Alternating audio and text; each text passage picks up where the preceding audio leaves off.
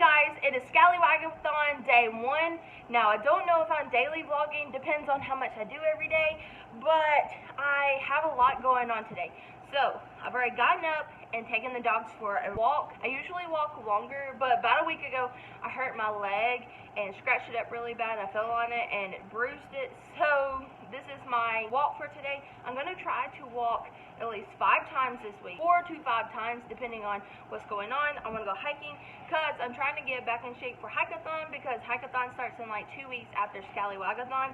And I want to be back to what I was doing before I hurt my leg. I started If There's No Tomorrow by Jennifer L. Armentrout. If you guys haven't seen my TBR for Scallywagathon, I'll link that up in the cards and down in the description for you guys. But I am reading all Jennifer L. Armentrout books this week. Like I said in my TBR, normally during Scallywagathon, everybody reads mermaid books and piratey books. Sorry, the girls are playing on the side. But I decided that I wanted to do a whole week of reading nothing but Jennifer L. Armentrout. I've been wanting to do this for a while, and all the prompts fit really well. Told you guys, they're playing now with Jennifer L. Armentrout books. So I'm going to try not to say her name all the time, or I'll say JLA as abbreviation for her name.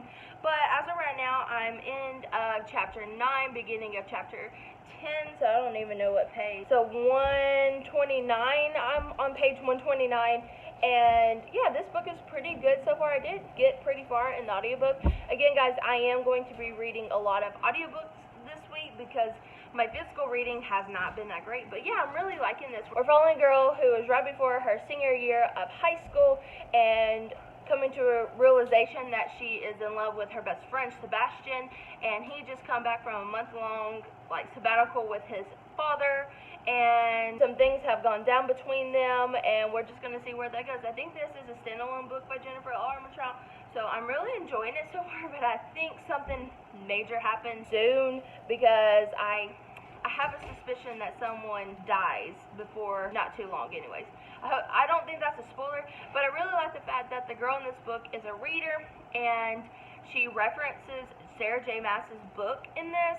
If you guys haven't read A Court in Thorns and Roses, she kind of referenced one of the characters in that series, and I was like, because that book series has such a hold on my heart that it was really cool getting to see the reference to it. It was very quick, but getting to see the reference to it from like a book character or a different person. So anyways, that's where I'm at right now. Today I need to clean up the house a little bit. I need to do a little bit of laundry. It's just my normal Sunday stuff.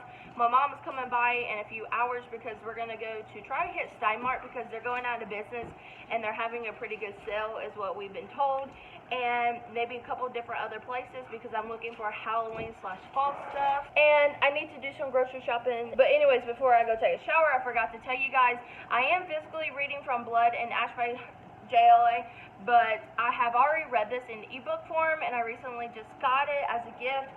And I decided with the next book in this series coming out September 1st, so 2 weeks away or something like that, at the time we're recording that, I decided I want to reread it and get caught back up because I remember most of it, especially the first beginning of it, but I don't know if I remember a lot of the second half of it. I want to be revamped before the second book comes out September 1st. So I'm waiting on my mom to get here. Both the girls are asleep in their crate, and they have Kongs for later if they decide they want a little treat. But I got my mask, and so I'm just waiting for her to get here, and we're gonna go have some barbecue.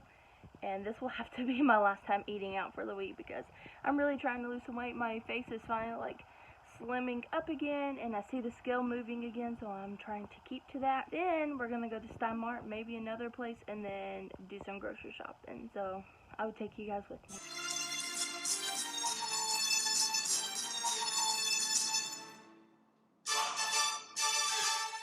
So guys, I'm back home from running some errands and shopped, and I did buy a new comforter that I'm really excited about.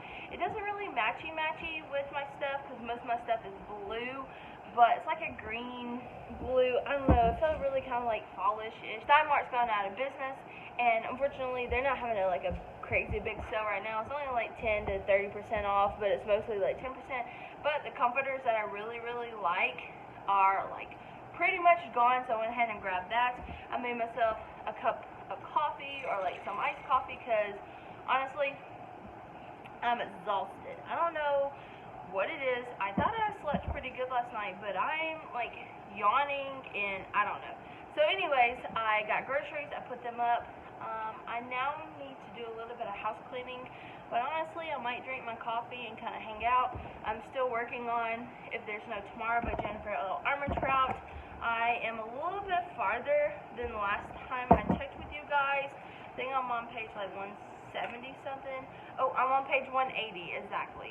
So I've gotten a little bit more done since last time I checked in with you guys, so chapter 16. But yeah, I figured out what has happened in this book, and it's bringing back a lot of memories. So if you guys don't want to hear any spoilers about this book, please skip until I put the book down. While I'm holding the book, I am going to talk about a little bit of spoilers. So anyways, we have a group of kids that the main girl went to the party with, or actually she went to the party with Sebastian, and she ended up leaving without him apparently. But you see one where she's talking to him, and then the next episode or the next chapter she wakes up in the hospital, and come to find out she was in a car accident with a bunch of people that she originally didn't go to the party with, and you don't really know what's going on.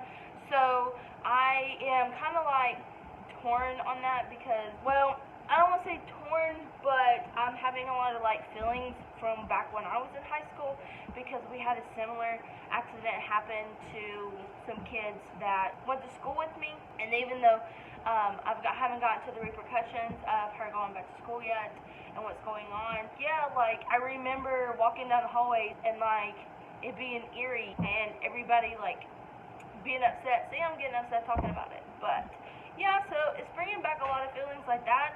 But I do want to try to get this done. I think I only really have like 2 hours or 2.5 hours left in the audiobook. The audiobook has been really, really fast, and I'm really enjoying this, so spoilers are done. But I need to pick up From Blood and Ash and do my 75 pages tonight at some point. I might just drink my coffee for a little bit and kind of hang out, maybe watch some Netflix for an hour or two, or maybe for like an hour, and then get back to like clean my house. The only thing really I have left is to sweep and mop, because I do a majority of my cleaning on Fridays, so that like I can enjoy my weekend. I just try to like reset for Monday. But yeah, guys, hope everybody is having a great Scallywagathon. I've gotten a lot done, honestly. Almost done with one book, and then hopefully I'll get this done later on tonight.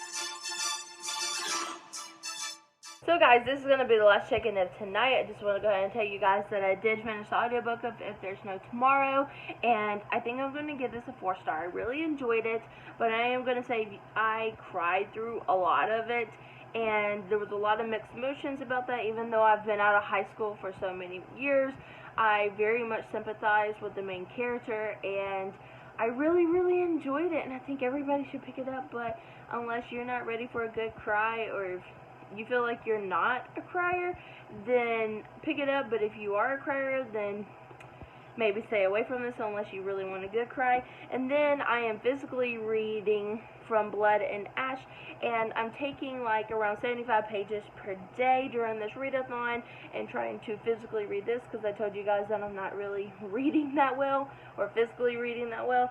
So I actually did pretty good tonight, because I finished If There's No Tomorrow so quickly that I had to read to page 88 today, and I am 2 pages away from that, but I have about an hour left before I have to go to bed, so I think I am going to carry on reading this a little bit more tonight. So just in case something happens at the end of the week, or if I can't physically read it, I will be ahead a little bit. But anyways, guys, I want to say good night. I hope everybody had a great Scallywagathon day 1. I look forward to seeing you guys tomorrow in day 2. Also, remember, guys, like, share, and subscribe to my channel.